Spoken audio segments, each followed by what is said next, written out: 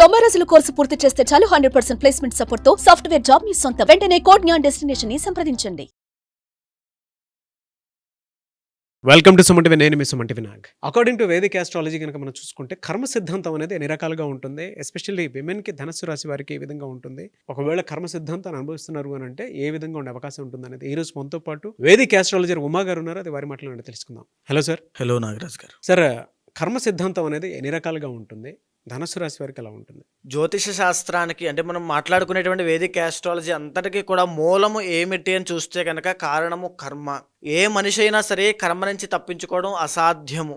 ఆ కర్మ అనేటువంటి విషయాన్ని మన జ్యోతిష్ శాస్త్రంలో 3 రకాలుగా విభజించారు కూడా. ఒకటిది సంచిత కర్మ, 2 ప్రారబ్ధ కర్మ, 3వది ఆగామి కర్మ అని ఉంటుందండి. ఈ సంచిత కర్మ ఏంటంటే ఏదైతే నేను అనే పదానికి అర్థము నా జీవాత్మ ఎన్ని సంవత్సరాల నుంచో లేదంటే ఎన్నో కోట్ల జన్మల నుంచి ఎప్పుడైతే స్టార్ట్ అయిందో అక్కడి నుంచి నేను చేసిన పాపము, నేను మూట కట్టుకున్న పాపాన్ని పుణ్యాన్ని సంచిత కర్మ అంటారు. దానికి తగినట్టుగా నేను ఇప్పుడు ఈ దేహం ఎత్తిన తర్వాత ఈ జన్మలో దానికి తగిన కర్మని ఇప్పుడు అనుభవించాల్సి వస్తుంది. అదే సంచిత కర్మ. రెండవది ప్రారబ్ధ కర్మ. ఈ ప్రారబ్ధ కర్మ అంటే ఉదాహరణకి నేను ఈ దేహం ఎత్తిన తర్వాత ఈ జీవాత్మతో కలిసి నేను ఏదైతే కర్మ ఆచరిస్తూ ఉంటానో, ఉదాహరణకి నేను ఎవరైనా వెళ్ళి కొట్టాను అనుకోండి, తిరిగి ఇంకొక వ్యక్తిని కొట్టాడు అనుకోండి, అది ప్రతిఫలము. అంటే ప్రారబ్ధ కర్మ. నేను ఒక వ్యక్తిని కొట్టడం అనేటువంటి ప్రారబ్ధ కర్మ తిరిగి నన్ను కొట్టేలా చేసింది. అదే ప్రారబ్ధ కర్మ. మీకు అర్థమైంది కదా. ఇంకా ఈ ప్రారబ్ధ కర్మ వల్ల జీవుడు ఖచ్చితంగా ప్రతి నిమిషం ఇబ్బంది పడుతూనే ఉంటాడు. అందుకోసమే భగవద్ ఆరాధన కానీ, మంత్రజపం కానీ, డైలీ నిత్య అర్చన కానీ చేసేది ఏమిటంటే మనం చేసుకునే ప్రారబ్ధ కర్మ ధర్మబద్ధంగా ఉంచేలా చూడు స్వామి అని చెప్పి మనం ప్రార్థన చేస్తూ ఉంటాం. అదేవిధంగా మనం ఏదైనా ఒక నిప్పును ముట్టుకుంటే ఎలా అయితే కాలుతుందో మనకి, ఆ ముట్టుకోవడం ప్రారబ్ధ కర్మ అయితే కాలడం ప్రతిఫలం, ఆ కర్మను అనుభవించడం. ఇక 3వది ఆగామి కర్మ. అంటే మనం ఇప్పుడు చేసినటువంటి కర్మకి అది పాపమైనా పుణ్యమైనా రాబోయే రోజుల్లో ఏదో ఒక వీక్ తర్వాత, ఒక మంత్ తర్వాత, లేకపోతే రాబోయే జన్మలో మనం అనుభవించాల్సింది ఏమైనా ఉంటే అది ఆగామి కర్మ అంటారు. అందుకే ఇప్పుడు మనం ధర్మబద్ధంగా జీవిస్తే కనుక రాబోయే రోజుల్లో సుఖపడతాము, కైలాస ప్రాప్తి, వైకుంఠ ప్రాప్తి లేదా ముక్తికి వెళ్తూ ఉంటాము. ఇప్పుడు మన జీవితము ఇలాగనే ఒక కిరాతకుడిలా జీవించామనుకోండి, నెక్స్ట్ కూడా మనం ఏ బల్లి జన్మో కుక్క జన్మో ఎత్తుతాం. లేదు అనుకోండి, మనం ఒక రకమైనటువంటి ఆత్మజ్ఞానంతో కలిగి ధర్మబద్ధంగా జీవిస్తే ముక్తిని పొందుతాము. రేపన్న రోజు ఈ రోజు మీద డిసైడ్ అయి ఉంటుంది కాబట్టి అది ఆగామి కర్మ. అయితే ఈ యొక్క వేదిక ఆస్ట్రాలజీలో ఈ యొక్క కర్మని ఏదైతే రాశుల బట్టి విభజింపజేసి ఏ కర్మ వల్ల ఎవరెవరు ఏ సమస్యల వల్ల బాధపడుతూ ఉంటారు, వాళ్ళకి ఎలాంటి పరిహారములు చేస్తే ఆ కర్మ అనేటువంటిది నాశనం అవుతుంది అనేటువంటి విషయమే మనం మాట్లాడుకునేటువంటి అంశము. కర్మ సిద్ధాంతంలో అంటే జనరల్గా మీరు చెప్పినటువంటి 3 ప్రస్తుతం ధనస్సు రాశి వారు ఎస్పెషల్లీ విమెన్ ఎలాంటి కర్మ అనుభవిస్తూ ఉన్నారు, దానికి రెమెడీ ఏంటండి? ఈ ధనస్సు రాశి వాళ్ళకి మరీ ముఖ్యంగా స్త్రీలకు మనం మాట్లాడుకుంటే నేను చెప్పినటువంటి 3 కర్మల్లో సంచిత కర్మ అనేటువంటిది చాలా తీవ్రమైన ప్రభావాలు చూపిస్తూ ఉంటుందండి. ఉదాహరణకి వాళ్ళ జీవితంలో కనుక చూస్తే వైవాహిక జీవితంలో ఇబ్బంది లేకపోవడం, original 7th and 10th lord బుధుడు అవుతాడు కాబట్టి వైవాహిక జీవితంలో ఇబ్బందులు అంటే మేజర్గా లేట్ మ్యారేజ్ అవ్వడం. మీకు కనుక లేట్గా మ్యారేజ్ అవుతుంది, మ్యారేజ్ అంటే వివాహ సంబంధాలు కుదరట్లేదు అనుకుంటే సంచిత కర్మ వల్లే వస్తుంది. అండ్ రెండవది పెళ్ళైన తరువాత సెకండ్ రిలేషన్ అంటే దాన్ని ద్వికలత్ర యోగము అంటారు. అంటే సెకండ్ మ్యారేజ్ చేసుకోవడం, మొదటి మ్యారేజ్లు అంతా కూడా చెడిపోవడం లాంటివి, మ్యారేజ్ దగ్గర దాకా వచ్చి ఇబ్బంది పడడము. లేదా ఈ ధనుసు రాశి స్త్రీలు కనుక ఎస్పెషల్లీ ఇంటర్నల్ జాతకంలో కుజదోషము కానీ కాలసర్పదోషం కానీ 7th హౌస్కి సంబంధించి పట్టినట్లయితే ఖచ్చితంగా మ్యారేజ్ అయిన తర్వాత భర్త డివోర్స్ అవ్వడం లేకపోతే ప్రాణగండం ఉండడం లాంటివి జరుగుతాయి ఖచ్చితంగా. సో దానివల్ల మళ్ళీ ద్వికలత్ర యోగం పడుతుంది. ఖచ్చితంగా ధనుసు రాశి స్త్రీలకి ఓవర్ ద 100% 60% ఆఫ్ పీపుల్ ఖచ్చితంగా ఈ ద్వికలత్ర యోగం ఖచ్చితంగా ఉంటుంది.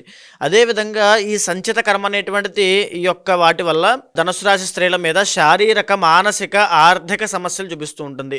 ముందుగా శారీరక సమస్యలు ఎలా ఉంటాయి అంటే యుటరస్ ప్రాబ్లమ్స్ కానీ, సెరెబ్రల్ మలేరియా కానీ, లేకపోతే ఓవర్ బ్లీడింగ్ కానీ, పీసీఓడి కానీ, పీసీఓఎస్ కానీ, థైరాయిడ్ కానీ, లేకపోతే లోయర్ బ్యాక్ పెయిన్స్ అండి, సయాటికా అంటారు కదా, సయాటికా పెయిన్స్ కానీ, లేకపోతే ఇంకా చెప్పాలంటే కీళ్ళ వాతము అంటారు. అంటే ఏజ్ దాటిన వాళ్ళకి కూడా, యంగ్ ఏజ్లో ఉన్న వాళ్ళకి కూడా కీళ్ళ వాతము, ధనుర్వాతము ఇవన్నీ అంటారు.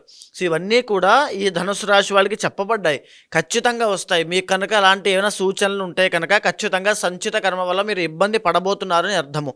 ఇంకా బాగా చెప్పాలంటే ఇవి ఎప్పుడు అటాక్ అవుతాయంటే మీ జాతకంలో శని యొక్క అంతర్దశ కానీ, శని మహాదశ కానీ, లేకపోతే గోచారంలో శని వల్ల మీరు ఎఫెక్ట్ అవుతున్నప్పుడు ఖచ్చితంగా ఈ ఆరోగ్య సమస్యలు మీకు ఎఫెక్ట్ అవుతాయి. ఆ విషయం బాగా గుర్తుపెట్టుకోండి.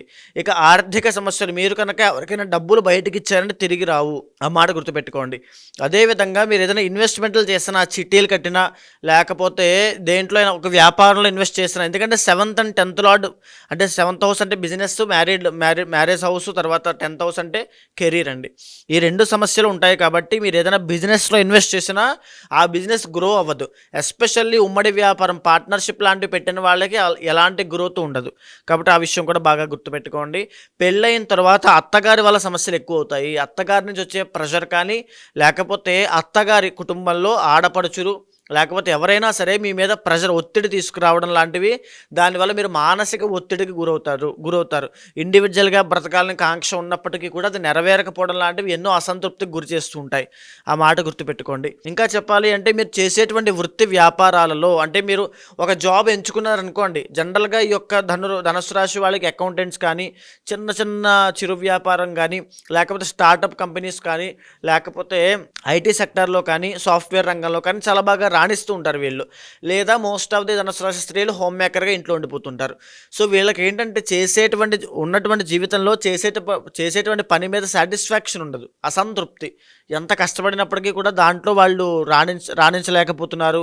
నేను ఇలా కాదు, వేరేగా బ్రతకాలి అనే కాంక్ష ఎక్కువగా ఉంటుంది. ఇక శారీరక ఇబ్బందులు తీసుకుంటే కనుక, ఇక మానసికంగా తీసుకుంటే కనుక భర్తతో సరిగ్గా ఉండకపోవడము, అంటే భార్యాభర్తల మధ్యలో అన్యోన్యత తగ్గడము. ఏ ద్వికళత్ర యోగం లేకపోయినప్పటికీ కూడా భార్యాభర్తల మధ్యలో అన్యోన్యత అనేటువంటి తగ్గుతుంది. సో వాళ్ళిద్దరి యొక్క మనస్పర్ధలు రావడం, మిస్అండర్స్టాండింగ్స్ పెరగడము. వీళ్ళు ఏంటంటే వెరీ ప్యూర్ అండి ధనుసు రాశి వాళ్ళు ఏదనుకుంటున్నారో అదే బయటికి చెప్తారు తప్ప డొంక తిరుగుడు మాటలు ఉండడం కానీ ఏది ఉండదు. ఎందుకంటే బికాజ్ గురుడు కదా, వేరే స్పిరిచువల్ పీపుల్, చాలా ఆధ్యాత్మికత ఉంటుంది. 10 రూపాయలు సంపాదించాలి, 10 మందికి దానం చేయాలి, ఒరిజినల్ 9th హౌస్ కాబట్టి దాన ధర్మాలు చేయాలి, దేవుడి కోసం ఖర్చు పెట్టాలి, దేవుడి కోసం పరితపించాలి, ఇలా అన్ని గుణాలు వీళ్ళకు ఉంటాయి. అదేవిధంగా ఫాదర్ మీద ఎఫెక్షన్ ఎక్కువ ఉంటుంది, ఫాదర్తో లవ్ ఎక్కువ ఉంటుంది. సో ఇవన్నీ కూడా జీవితంలో ఒక అసంతృప్తిని కలగజేస్తూ ఉంటాయి. ఎందుకంటే వీళ్ళకి అత్తగారికి సంబంధించి ఏ సపోర్ట్ అందదు కాబట్టి. సో వీళ్ళంటే చిన్నప్పటి నుంచి ఒక గారాబంగా, ఒక ప్యాంపరింగ్ చేస్తూ బ్రతికినటువంటి ఈ యొక్క వాళ్ళు, ఆ స్వభావం వాళ్ళది అలాగే ఉంటుంది. ఎవరికి చెడు చేయరు, ఎవరి దగ్గర చెడు కోరుకోరు. కానీ వీళ్ళ జీవితంలో ఈ సంచిత కర్మ అనేటువంటిది శని యొక్క అంతర్దశలో గురుడు బాగా లేనప్పుడు, ఎస్పెషల్లీ ఈ మార్చి 30వ తారీఖు తర్వాత వీళ్ళకి అర్ధ అష్టమ శని నడుస్తూ ఉండడం వల్ల కుటుంబపరమైన ఒత్తిడి పెరుగుతుంది, డబ్బులు విపరీతంగా ఖర్చు అవుతాయి. వీళ్ళు ఏ పని పట్టుకున్నా అది పూర్తవదు. ఇప్పటి వరకు యాక్చువల్లీ ధనుసు రాశి స్త్రీలు వెరీ లక్కీ పీపుల్ అండి. వాళ్ళతో మనం ఏదైనా వ్యాపారం చేయించామనుకోండి, వ్యాపారం ఒక స్టార్టింగ్ బోండి అంటారు కదా, బోండి చేస్తే చాలా లక్షల కోట్లు వెళ్ళిపోతుంది అది. ఎందుకంటే ఒరిజినల్ 9th హౌస్ కదా, వీళ్ళు వెరీ ప్యూర్ అండి.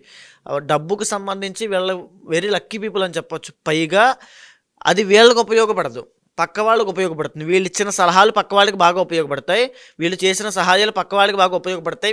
వీళ్ళు సొంతంగా ఏది ఉపయోగపడలేరు, అది కనబడుతూ ఉంటుంది. సో అదేవిధంగా ఇంత ప్యూర్గా ఉన్నటువంటి వీళ్ళకి జీవితంలో అన్నీ కూడా సామాన్యంగానే ఒక యావరేజ్గా ఉంటాయి తప్ప టాప్లోకి వెళ్ళేటువంటిది ఏది కనబడదు.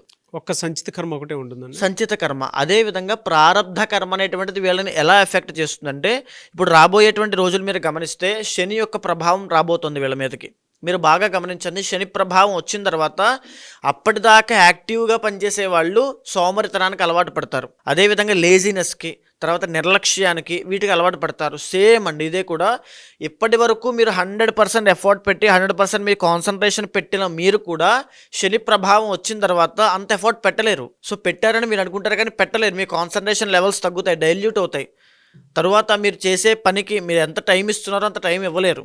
వేరే యావిగేషన్స్, పనులు పెరిగిపోతాయి, లైఫ్ని ఎంజాయ్ చేయడం అలవాటు చేసుకుంటారు. అక్కడి నుంచి దాన్ని మీరు హార్డ్ వర్కింగ్ కానీ డెడికేషన్ కానీ ఉండదు. అది మీకు గమనిస్తుంది, అది ప్రారబ్ధ కర్మ. దాన్ని మీరు అంటే మీ జీవితాన్ని మీ చేతులారా చెడగొట్టుకునేలా చేసేలా పరిస్థితులను క్రియేట్ చేస్తుంది ప్రారబ్ధ కర్మ. అదే శని యొక్క అంతర్దశ. శని కర్మకారకుడు కాబట్టి. సో ఎప్పుడైతే ఈ ప్రారంధ కర్మ ఎఫెక్ట్ అవుతుందో దానివల్ల మీ లైఫ్లో ఏ పని ముందుకు వెళ్ళదు. కార్యహాని అంటారు. ఈవెన్ పెళ్ళిళ్ళు శుభకార్యాల మధ్యలో ఆగిపోతాయి, లేకపోతే ఆరోగ్యపరమైన తీవ్రమైన ఇబ్బందులు వస్తాయి, లేకపోతే మాటలు పడుతూ ఉంటారు అనవసరంగా, వాళ్ళతోనూ వీళ్ళతోనూ మాటలు పడడం, అవమానపడడం లాంటివి ఎన్నో జరుగుతూ ఉంటాయి. శని ఎప్పుడైతే మిమ్మల్ని టార్గెట్ చేస్తూ ఉంటాడో కంప్లీట్గా మీ లెవెల్ అనేది తగ్గుతుంది, చెడు సహవాస దోషం పడుతుంది. మీరు మ్యారీడ్ ఉమెన్ అయితే ఖచ్చితంగా మీ జీవితంలోకి ఎవరో ఒకళ్ళు వచ్చి మీ మ్యారీడ్ లైఫ్లో ఇబ్బంది పెట్టడానికి చూస్తారు. అంటే ఇన్ఫ్లుయెన్స్ చేయడం కానీ, మీ యొక్క మ్యారీడ్ లైఫ్లో దూరి ఇబ్బంది పెట్టడం కానీ చేస్తారు.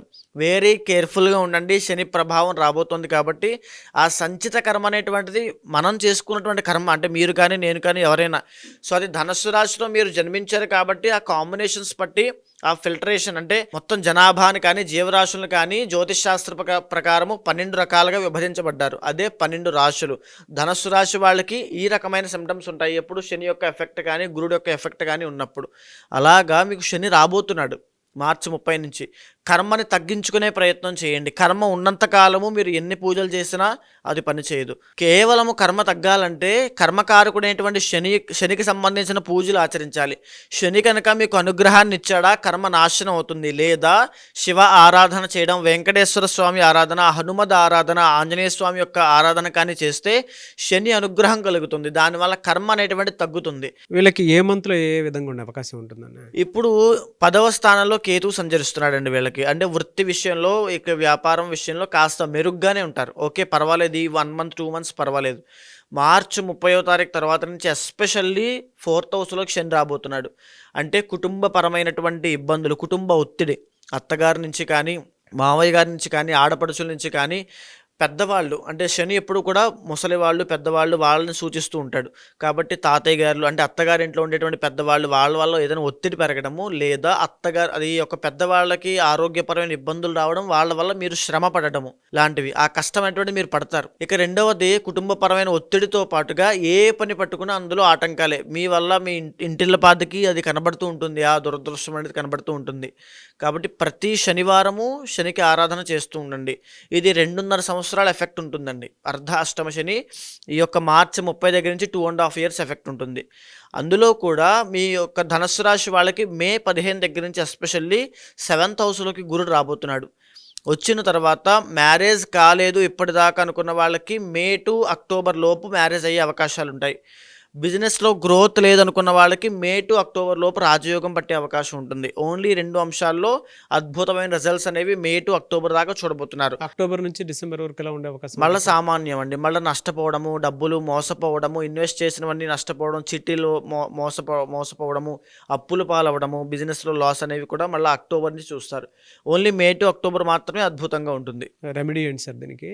మేజర్గా శని యొక్క దోషం పట్టింది కాబట్టి వెంకటేశ్వర స్వామి గుడికి ప్రతి శనివారం వెళ్ళి తులసి పత్రితో పూజ చేయించండి దగ్గరలో. లేదా మీ ఇంట్లో చేసిన ప్రతి శనివారము లేదా ప్రతి నిత్యము భక్తి శ్రద్ధలతో చేయండి, శని దోషం తగ్గుతుంది. మీరు ఇప్పుడే అన్నారు యజ్ఞాలు, యాగాలు, హోమాలు లాంటి లేదంటే పూజలు చేస్తే కర్మ నాశనం అవుతుంది అని. అండ్ ఇందాక ఒక మాట కూడా అంటం జరిగింది, కర్మను అనుభవిస్తేనే పోతుంది అని. అవునండి, అనుభవిస్తేనే పోతుంది అని చెప్పేసి అంటూ ఉన్నారు. అంటే పూజలు యాగాలు చేస్తే నాశనం చేయొచ్చు అని చెప్పి, కర్మను నాశనం చేయొచ్చు అని చెప్పేసి అంటూ ఉన్నారు. ఎలా అది? ఇక్కడ ముఖ్యంగా నాగరాజు గారు చాలామందికి ఉన్నటువంటి సందేహమే ఇది. అంటే కర్మ అనేటువంటిది అనుభవిస్తేనే పోతుంది కదా, మన కర్మ మనం అనుభవించాలి కానీ పూజలు చేస్తే ఎందుకు పోతుంది అని చాలామంది అనుకుంటూ ఉంటారు. ఉదాహరణకి ఒక మార్కండేయుడు అనేటువంటి ఒక మహాశివభక్తుడు, ఆయనకి 8 సంవత్సరాల వయసు ఉంది. ఆయన శివుడికి విపరీతమైనటువంటి ఆరాధన అంటే అభిషేకం చేస్తూ స్వామి యొక్క తపస్సులో, స్వామి యొక్క భక్తిలో మునిగి ఉన్నాడు.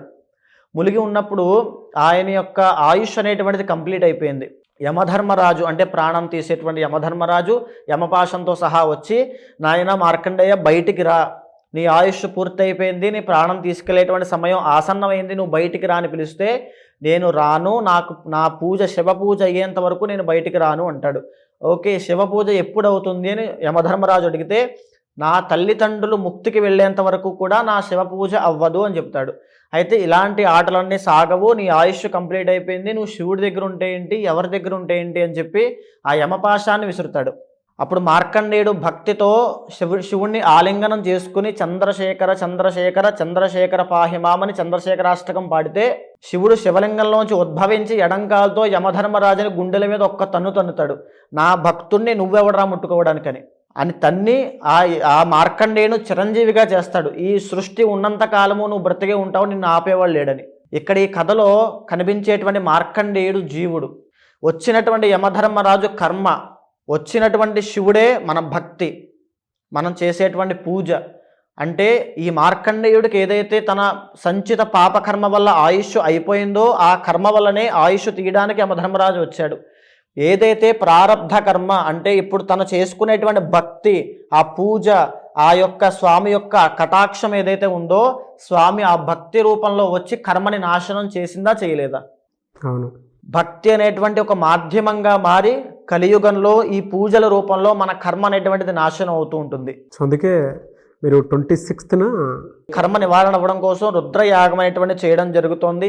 ఎవ్వరు పాల్గొన్నా సరే వాళ్ళందరికీ కూడా సంచిత ప్రారబ్ధ కర్మ పోయేటట్టుగా ఆ రుద్రయాగంలో సంకల్పం చెప్పడం వల్ల ఏదైతే ఒక మనిషి ఆ మోయలేనటువంటి కర్మ బరువు ఉంటుందో దానిని ఆ తక్షణ మరుక్షణం నుంచి ఆ కర్మ అనేటువంటిది నాశనం అయిపోతుంది. సో ఎవరన్నా అప్రోచ్ అవ్వాలి అనుకుంటే ఎలా అండి? మీకు కింద కనిపించేటువంటి నెంబర్కి కాంటాక్ట్ అయితే మా వాళ్ళు మీకు పూర్తిగా వివరాలన్నీ ఇస్తారు, దానికి సంబంధించిన వివరాలన్నీ కూడా చెప్తారు. ఖచ్చితంగా కాంటాక్ట్ అవ్వండి. ఏ విషయాలు కూడా, ఏ నియమాలు పాటించాలి, ఏ మంత్రజపం చేయాలో కూడా స్వయంగా నేనే చెబుతాను. ఎనివే సార్, థ్యాంక్ యూ అండి, థ్యాంక్ యూ సో మచ్ అమ్మ గారు. నమస్తే. చూసారు కదండి వీడియో. ఈ వీడియోపై మీ అభిప్రాయాన్ని కమెంట్ బాక్స్లో పోస్ట్ చేయండి. అండ్ ముఖ్యంగా మీరు కనుక 26న అది కూడా మహాశివరాత్రి రోజు జరిగేటువంటి రుద్రయాగంలో పాల్గొనాలి అనుకుంటే స్క్రీన్ మీద మీకు కాంటాక్ట్ నెంబర్ కనిపిస్తుంది ఉమా గారిది. దానికి మీరు కాల్ ఆర్ మెసేజ్ వాట్సాప్ చేసి ఆ ప్రాసెస్ ఏంటో తెలుసుకోవాలి అనుకుంటే కూడా తెలుసుకోవచ్చు. లేదా మీరు డైరెక్ట్గా రుద్రయాగంలోకి పాల్గొనాలి అనుకున్నా కూడా డీటెయిల్స్ కోసం స్క్రీన్ మీద కనిపిస్తున్న నెంబర్ సంప్రదించండి. అండ్ ఈ వీడియో లైక్ చేయండి, షేర్ మాత్రం తప్పకుండా చేయండి. ఇలాంటి మరిన్ని వీడియోస్ కోసం మా ఛానల్ ఫాలో అవ్వండి. Thank you. సుమన్ టీవీలో మీ పర్సనల్ అండ్ బిజినెస్ ప్రమోషన్స్ కోసం కింది నెంబర్కి కాంటాక్ట్ చేయండి.